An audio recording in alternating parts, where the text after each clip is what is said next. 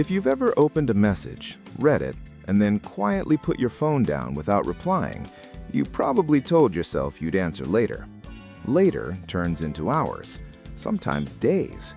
It's not that you don't care, it's not that you're trying to ignore anyone, but something inside you just pauses. People who rarely reply to messages are often misunderstood. From the outside, it looks careless, distant, even rude. But on the inside, it usually feels very different. It feels like pressure. A simple notification can feel like a demand. A conversation can feel like an emotional commitment. And replying doesn't just mean typing words, it means entering someone else's emotional space. And that takes energy. Most people think texting is small, casual, harmless. But for some personalities, every message carries weight. There's a subtle awareness of tone, of expectations, of how the reply might be interpreted. You don't just respond, you calculate. You reread what they said. You wonder what they meant. You think about how your words will land. You adjust your tone so it doesn't sound cold, or too eager, or too blunt. And by the time you've mentally drafted the perfect response, you're already tired. So you close the app. That's not laziness, that's cognitive and emotional overload. And here's something people don't talk about. Many slow responders grew up in environments where communication wasn't neutral. It had consequences. Maybe a wrong tone led to criticism. Maybe speaking too quickly led to misunderstanding. Maybe expressing emotion wasn't always safe. So you learn to pause, to think first, to choose your words carefully. Now that same pattern shows up in your inbox. Replying feels permanent, like once you answer, you've opened a door that might not close for a while. A simple "hey" can turn into a 2-hour exchange. A quick response can create expectation. And if you're someone who values emotional control, that can feel overwhelming. Because it's not about the message, it's about what follows. You might notice something else about yourself.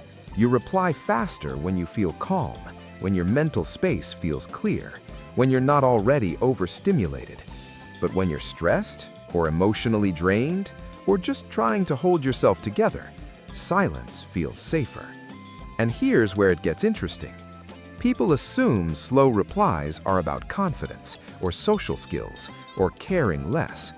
But the real reason often isn't about confidence at all. It's about control. For some people, delaying a response is a way to regulate emotion. It creates distance, it buys time, it gives the nervous system space to settle before engaging. It's not manipulation, it's self-protection. Because when you reply instantly, you're exposed, you're available, you're emotionally reachable. And for someone who feels easily overwhelmed, constant availability feels unsafe. So you take space. You might even feel guilty about it. You might think, why am I like this? It's just a text. But for you, it's not just a text. It's interaction. It's potential conflict. It's emotional labor. And there's another layer. Many people who struggle to reply quickly are highly conscientious. They don't like giving half-hearted responses. They don't want to seem dismissive. So if they can't give full attention, they give nothing for now. It's all or nothing. You've probably noticed this pattern in other parts of your life too. You either show up fully present or you withdraw completely. There's very little in between. That's not inconsistency, that's intensity. And sometimes this behavior traces back to identity. You may have learned that your value comes from responding correctly, being thoughtful, being composed, not disappointing people. So every message becomes a small performance, and performance is exhausting. Eventually, silence becomes the easier option. There's also the fear of emotional obligation. If you reply, you might have to keep replying. If you engage, you might have to maintain it. If you answer honestly, you might open something deeper than you're ready for. So you wait until you feel ready. The problem is, that ready feeling doesn't always come quickly. And while others see distance, you feel overwhelmed. Another quiet truth, many slow responders are protecting their peace. They may already feel socially saturated, work conversations, family expectations, daily responsibilities. Their emotional bandwidth is limited. A message at the wrong time feels like one more thing pulling at them.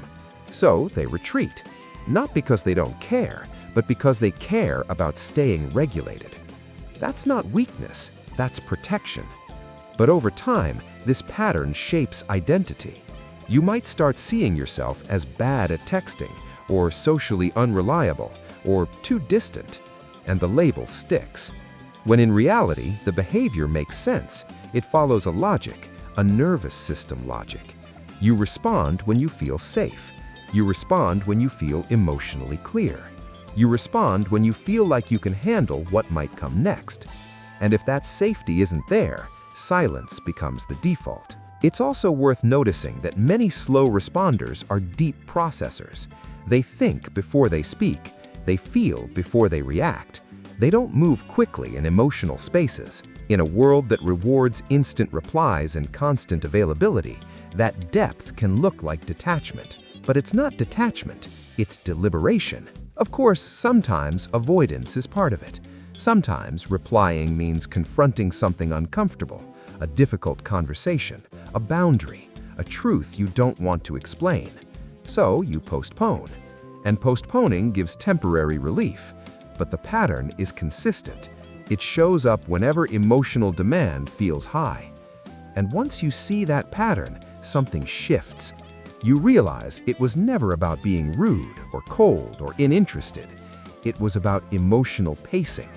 Some people sprint through conversations, others walk carefully. Neither is wrong, but misunderstanding happens when speeds don't match. So, if you're someone who rarely replies quickly, it might not mean you care less. It might mean you process more. It might mean you protect your energy. It might mean you learned that words have weight. And once you see that, you can't unsee it. The unread message was never just a notification. It was a signal of overwhelm, of caution, of depth, of protection. It was never random. It was a pattern. And understanding the pattern is the beginning of understanding yourself. If this explains something for you, there's always more beneath the surface, because human behavior is rarely what it looks like, and awareness changes everything.